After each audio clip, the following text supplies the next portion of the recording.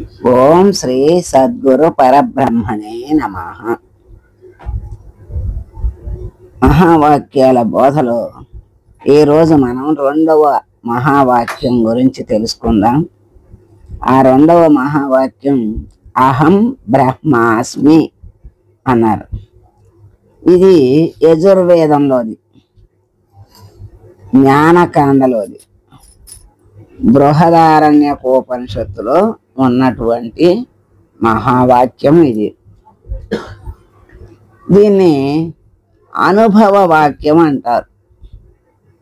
అంటే అనుభవ వాక్యం అంటే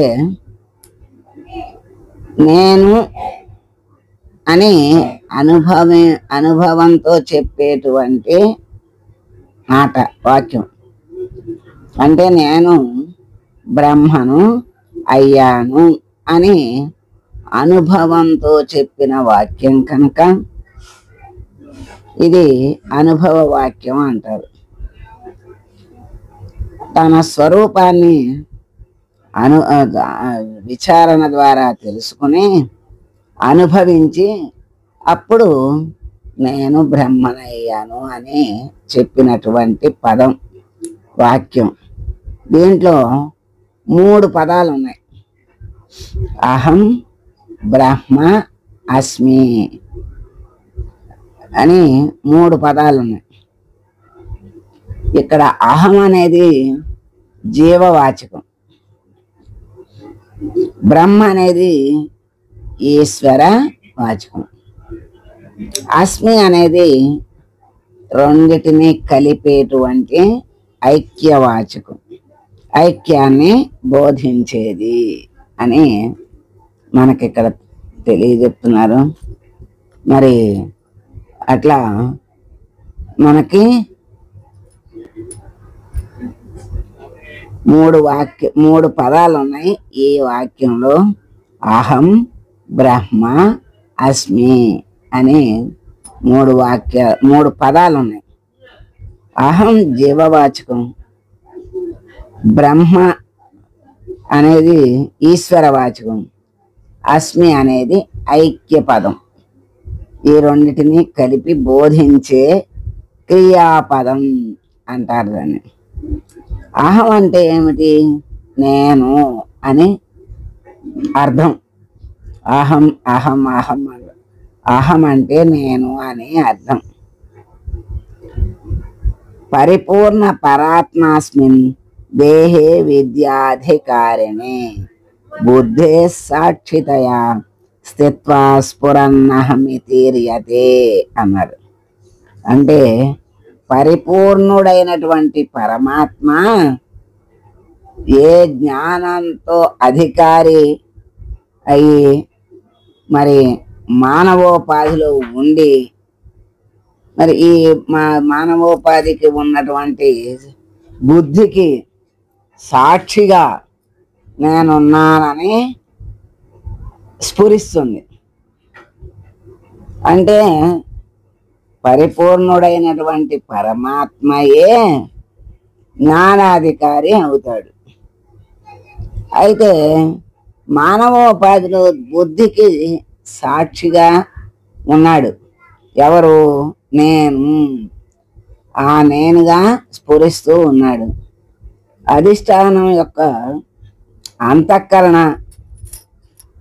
తాదాత్మ్యం, అధిష్టానము అంతఃకరణ తాదాత్మ్యంలో అహం అనే పదం పుట్టింది. ఇక్కడ అంతఃకరణ అధిష్టానం 2 కలవటం వల్ల నేను అని చెప్పగలుగుతున్నాడు.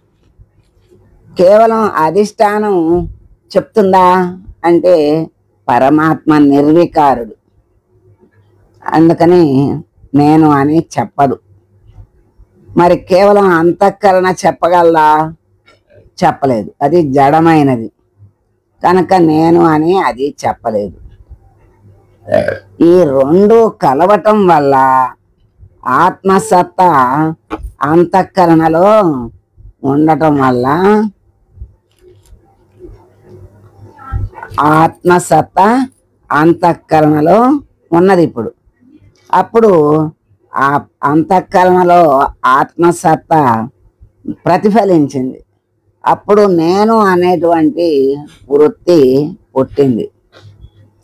లేకపోతే దేనికి అదైతే దేనికి చెప్పే సత్తా లేదు.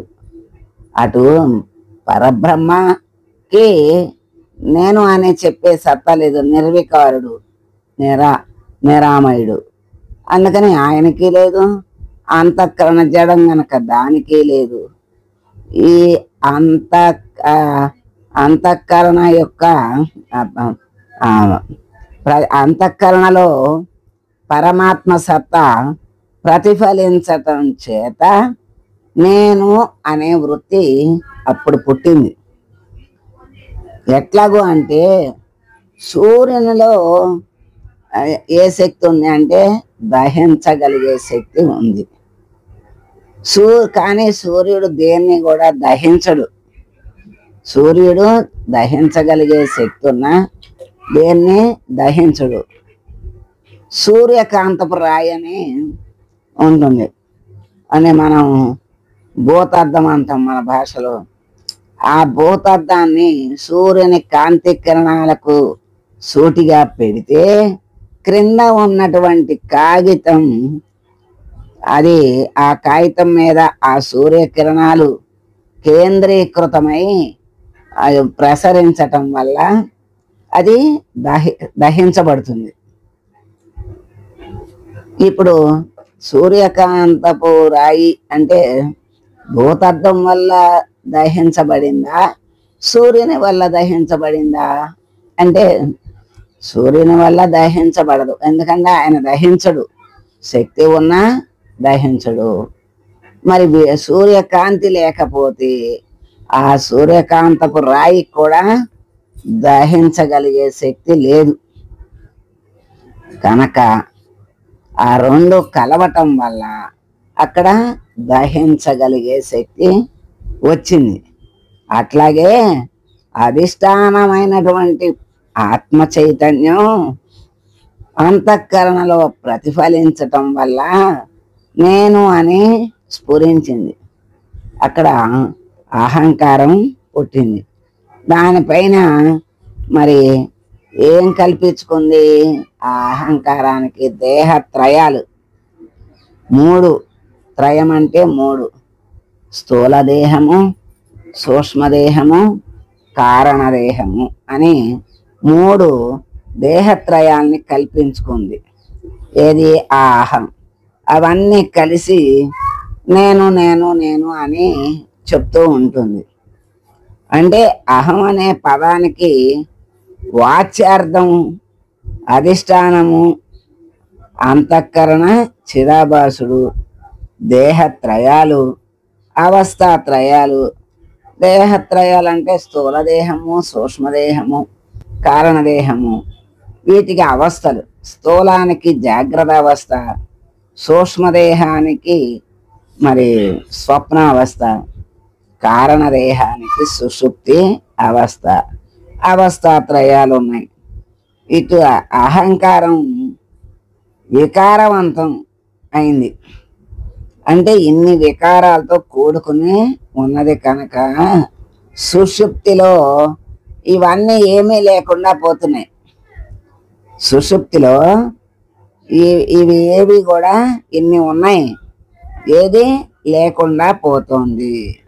కనుక అది బ్రహ్మ కాజాలదు. ఎందుకంటే బ్రహ్మ అనేది ఎప్పుడు మూడు కాలముల యందు ఎప్పుడు ఒకే రీతిగా మార్పు లేకుండా ఉండేదేదో అదే బ్రహ్మ అన్నారు కదా. మరి ఇన్ని మార్పులతో కూడుకుని మరి ఒకప్పుడు ఉండి ఒకప్పుడు లేనిది బ్రహ్మ కాదు కదా. అందుకని అది బ్రహ్మ కాదు అన్నారు. అయితే మరి లక్షణావృత్తి చేత విచారించాలి. దృష్టాంతంలో సూర్యకాంతపురాయే వస్తువుని తగలబెట్టినట్టుగా కనిపిస్తుంది. అంటే భూతార్థమే ఆ కాగితాన్ని తగలబెట్టినట్టుగా భావం చేస్తాం మనం. తగలబెట్టే సత్తా ఎవరిది? సూర్యుడిది. అయినా కూడా అంతఃకరణ వద్ద నేను అని ఆ నేనే సర్వశక్తిమంతుణ్ణని ఆ అహంకారం స్ఫురిస్తుంది. దీనికి ఆధారం మళ్ళీ చైతన్య సత్తాయి. ఆ చైతన్య సత్తా లేకపోతే నేను అనే స్ఫురణ కూడా ఉండదు, రాదు. అందుకని ఆ రెండు కలిస్తేనే నేను అనే స్ఫురణ వస్తుంది.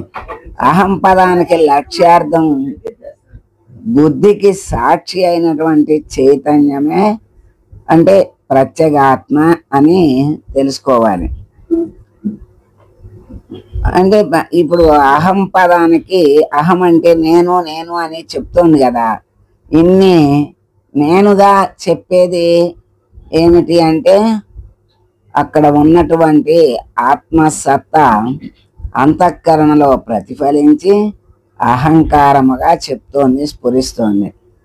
దానికి దేహాలు 3, అవస్థలు 3 ఇన్ని ఉన్నాయి. ఇన్నిటితో కూడుకుని నేను నేను అంటోంది. మళ్ళీ సుషుప్తి అవస్థలో ఏదీ లేకుండా పోతోంది. కనుక ఒకప్పుడు ఉండి ఒకప్పుడు లేనిది ఏది కూడా బ్రహ్మ కాదు. కనుక ఇది పరబ్రహ్మ కాదు. మరి అది శక్తివంతమైన దానిలాగా అన్నీ చేసేదానిలాగా కనిపిస్తుంది, కానీ దేనికి చేసే సత్తా లేదు. ఆ చైతన్య సత్తా లేకపోతే దానికి దేనికి కూడా చేసే సత్తా లేదు. మరి అట్లాగే అహం పదానికి లక్ష్యార్థం ఏమిటి అంటే బుద్ధికి సాక్షిగా ఉన్నటువంటి చైతన్యమైన ప్రత్యేగాత్మే అని మనకి తెలియజేస్తున్నారు. కనుకనే పై శ్లోకంలో దేహే విద్యాధికారిణి అని విశేషణం చేత సాధన చతుష్టయ సంపత్తి పరుడగు బ్రహ్మ విద్యాధికారి అందు అహం అనే పదం లక్షణావృత్తిని అధిష్టానమగు చైతన్యాన్ని స్ఫురింపజేస్తోందని మనకి తెలియజేస్తున్నారు. అంటే దేహే విద్యాధికారిని అని విశేషణం చేత ఇప్పుడు సాధన చతుష్టయ సంపత్తి అన్నారు. సాధనలు 4 ఉన్నాయి. చతుష్టయ సంపత్తి సంపదలు. ఈ 4 సంపదలు బ్రహ్మ విద్యాధికారి అందు ఉండాలి. అప్పుడే బ్రహ్మ విద్యకు అధికారి అని చెప్తారు. ఈ 4 పేర్లు తెలుసుకుందాం. నిత్యానిత్య వస్తు వివేకము, ఏహమూత్రార్థ ఫలభోగ విరాగము, 3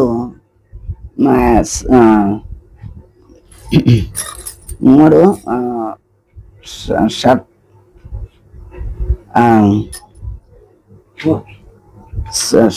సంపత్తి, సమాధి షట్క సంపత్తి అన్నారు. 4వది మోక్షేచ్ఛ అన్నారు. మరి ఈ 4 మొదట్లోనే చెప్పారు. మనకి మహావాక్యాలు వినటానికి అర్హత ఉండాలి, అర్హత ఉన్న వాళ్ళకే చెప్పాలి అన్నారు. ఇక్కడ ఆ అర్హతలు కూడా ఇంకా వ్యక్తం చేశారు. ఇప్పుడు నిత్యానిత్య వస్తు వివేకము అంటే నిత్యమైనదేది అనిత్యమైనదేది అనేది తెలుసుకున్నటువంటి జ్ఞానమే నిత్యానిత్య వస్తు వివేకము. విచారణ చేస్తే ఏది ఉండేదో ఏది ఉండనిదో విచారణ ద్వారా తెలుసుకుంటాం. శాశ్వతంగా ఉండేది నిత్యము అంటారు. క్షణికంగా కొన్ని రోజులే ఉండేది అనిత్యము అంటారు. అందుకని ఏది సత్యము ఏది అనిత్యము తెలుసుకోవటమే మనకి ఇక్కడ నిత్యానిత్య వస్తు వివేకము. మరి విచారణ ద్వారా తెలుస్తుంది. రెండవది ఇహ మూత్రార్థ ఫలభోగ విరాగము అంటారు. ఈ లోకములో ఉన్నటువంటి భోగముల మీద విరక్తి కలగాలి. తర్వాత మనకి పుణ్యం చేసుకుంటే స్వర్గంలోకి వెళ్తాం, స్వర్గంలో సుఖాలు భోగాలు ఉంటాయి, దుఃఖాలు ఉండవు అని కోరిక ఉంటుంది. ఆ కోరిక కూడా పోవాలి. స్వర్గలోక భోగముల మీద కూడా కోరిక ఉండకూడదు. ఉంటే పుణ్యం చేసి స్వర్గలోకానికి వెళ్ళి మళ్ళా పుణ్యం అయిపోగానే మళ్ళీ భూలోకానికి పంపించేస్తారు. మళ్ళీ భూలోకంలో పుట్టి మళ్ళీ పాప పుణ్యాలు చేసి మళ్ళీ ఆ పాప పుణ్యాల ఫలాలు అనుభవిస్తాడనమాట. అందుకని స్వర్గలోకంలోకి వెళ్ళినా ముక్తి రాదు, మళ్ళీ భూలోకానికి రావాలి. అందుకే పుణ్యం అనేది బంగారు సంఖ్యలా అంటారు. సంఖ్యలు అంటే ఏదైనా ఒకటి, ఏ సంఖ్యలు వేసినా మనల్ని జైలుకి తీసుకెళ్ళేటప్పుడు ఏదైనా ఒకటే. మరి అటువంటి స్థితి ఇక్కడ మరి ఏది మనకి విషయ భోగాలయందు క్షణిక భోగాలయందు విరక్తి విచారణ చేసి విరక్తి కలిగినా స్వర్గలోక భోగాలయందు అనురక్తి ఉన్న మోక్షం రాదు. అందుకని వాటి అందు కూడా విరక్తి ఉండాలి. ఎట్లా ఉండాలి ఆ విరక్తి అంటే, మనం వాంతి చేసుకుంటే దాని మీద అసహ్యం పుడుతుంది. ఆ వాంతి అయిన దాని మీద ఎవరైనా కోరిక మళ్ళీ తీసుకోవాలని తినాలని ఉంటుందా? అసహ్యం పుడుతుంది. అందుకని వమనాన్నము మీద ఉన్నటువంటి భావం ఈ భోగాల మీద ఉండాలి. వమనాన్నం అంటే వాంతి చేసుకున్న దాని మీద ఉన్నటువంటి విరక్తి, ఎంత విరక్తి ఉంటుందో అంత విరక్తి భోగాల మీద ఉండాలి అని. అట్లా ఉన్నప్పుడు రెండవ సాధన పూర్తయినట్టు ఉన్నట్టు. మూడవ సాధన శమాది షట్క సంపత్తి అంటే 6: శమము, దమము, ఉపరతి, తితిక్ష, శ్రద్ధ, సమాధానము అని 6 సంపదలు. ఈ 6 సంపదలు మనిషికి ఉండాలి. మరి శమము దమము అంటే మరి మనకి ఉన్న ఇంద్రియాలు, అంతరింద్రియ నిగ్రహము, బాహ్యేంద్రియ నిగ్రహము. నిగ్రహం అంటే అవి ఇష్టమొచ్చినట్లు ప్రవర్తించకుండా మంచి చెడులను ఆలోచించి మంచి మార్గములో వాటిని నడిపించటమే నిగ్రహం. అటువంటి విధంగా మరి కనపడని అంతరేంద్రియాలు ఉన్నాయి, మరి కర్మ చేసే కర్మేంద్రియాలు ఉన్నాయి. ఈ బాహ్యేంద్రియాలు అంటే కర్మేంద్రియాలని బాహ్యేంద్రియాలు అంటారు. మరి మనస్సు, బుద్ధి, చిత్తము, అహంకారము కనపడవు గనక అంతరేంద్రియాలు అంటారు. ఆ అంతరేంద్రియ నిగ్రహం ఉండాలి. బాహ్యేంద్రియాలంటే వాక్కు, పాణి, పాదము, ఉపస్సు, వాయువు. ఇవి కర్మ చేసేవి కనుక కర్మేంద్రియాలు అంటారు. వీటిని కూడా అదుపులో ఉంచుకోవాలి. అప్పుడు శమము, దమము, ఉపరతి అంటే ఇప్పుడు మనం బాహ్యంగా విశేషంగా భోగాల మీద రక్తిని పెట్టుకుని జీవిస్తూ ఉంటాం. దాన్ని అంతరంగా భగవంతుని మీద విచారణతో భగవంతుని యందు అనురక్తిని పెంచుకోవటమే ఉపరతి. ఇప్పుడు అంటే శాస్త్రంలో చెప్పినటువంటి పద్ధతులను చక్కగా ఆచరిస్తూ అంతర్ముఖమై అంతరేంద్రియాలను అన్నిటినీ కూడా అదుపులో ఉంచుకోవడమే ఉపరతి. తితిక్ష అంటే ఓర్పు ఉండాలి, అన్నిటికీ ఓర్పు. దేని యందు ద్వంద్వముల యందు సమాన దృష్టి ఉండాలి.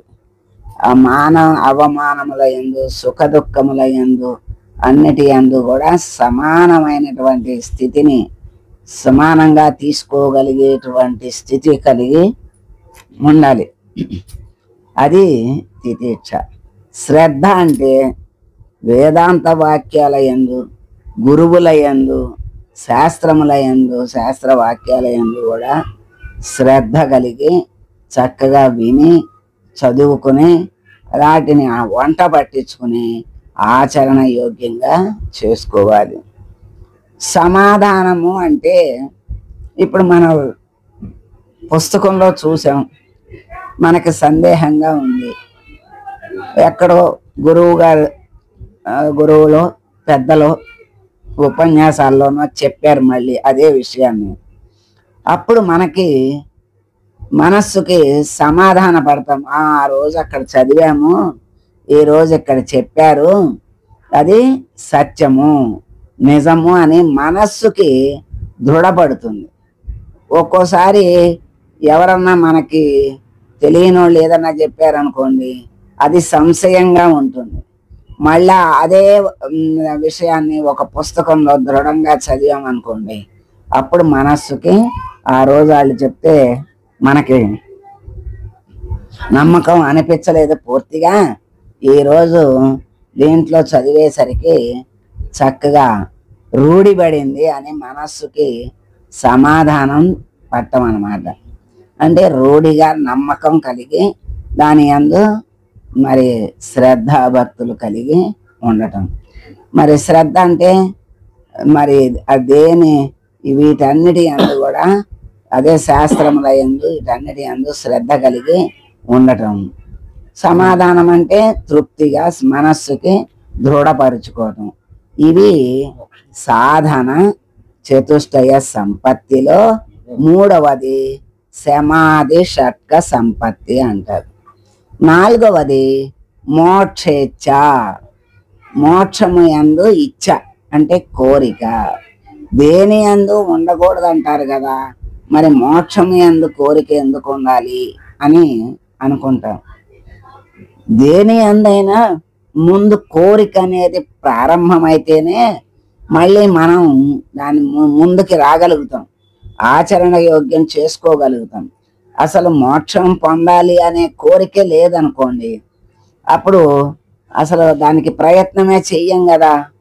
అందుకని ఇప్పుడు మనం ఒక పండుని తినాలి, దాన్ని కాయించాలి అనుకున్నప్పుడు ఏం చేస్తాం, ఆ విత్తనం తీసుకొచ్చి నేల చదును చేసి పెట్టి పాదు చేసి నీళ్లు పోసి చక్కగా దాన్ని పోషిస్తే అది పెద్దదయ్యి పండుని ఇస్తుంది. అలా చేస్తూ ఉంటే అదే వస్తుంది. ఇంకా తర్వాత ఇవ్వాలి అనుకుని ఏమీ చెయ్యకపోతే రాదు. మన పండు పొందాలి, మనం సంపాదించుకోవాలి, పండించుకోవాలి అనేటువంటి ఒక దృఢ నిశ్చయంతో ప్రయత్నం చేస్తే తర్వాత అదే అందుతుంది. అట్లాగే మోక్షం కావాలి అనేటువంటి దృఢ నిశ్చయం కలిగితే కోరిక, అప్పుడు దానికి తగిన ఈ సాధనలు చేస్తే, విచారణలు సాధనలు చేస్తే దానంతట అదే వస్తుంది. ఈ ప్రయత్నం మొదలెట్టిన తర్వాత రావాలి అనుకోక్కర్లేదు, అనుకునే పనే ఉండదు. ఎందుకంటే రావటానికి కావలసిన పనులు మనం చేస్తున్నాం కదా, అయ్యే అవుతాయి, అదే ఫలిస్తుంది అనేటువంటి భావంతో మనం ఉంటాం. కనుక మనకి మోక్షేచ్ఛ ఉండాలి, దానికి సాధన విచారణ చెయ్యాలి. అది తర్వాత దానంతట అదే పొందుతాడు. అది సాధన చతుష్టయ సంపత్తి అంటారు. ఇవి కలవాడే ఈ విద్యకు అధికారి అని మనకి చెబుతారు. ఈ విద్యకి అధికారి. అహం అనే పదం లక్షణావృత్తి చేత అధిష్టానమైనటువంటి చైతన్యమే మనకి గుర్తు చేస్తుంది. అంటే మనకి విచారణ అంతా తెలిసిన తర్వాత ఈ అధిష్టానమైన చైతన్యమే దీనికి ఆధారం, నేను అని చెప్పటానికి ఆధారం అదే అని మనకి స్ఫురిస్తుంది. కనుక మనకి విద్యకు అధికారి ఎవరో ఈరోజు చక్కగా చెప్పారు, తెలుసుకున్నాం. తతమ్మాది రేపు తెలుసుకుందాం. మంగళం గురుదేవాయ మహనీయ గుణాత్మనే సర్వలోక శరణ్యాయ సాధురూపాయ మంగళం. ఓం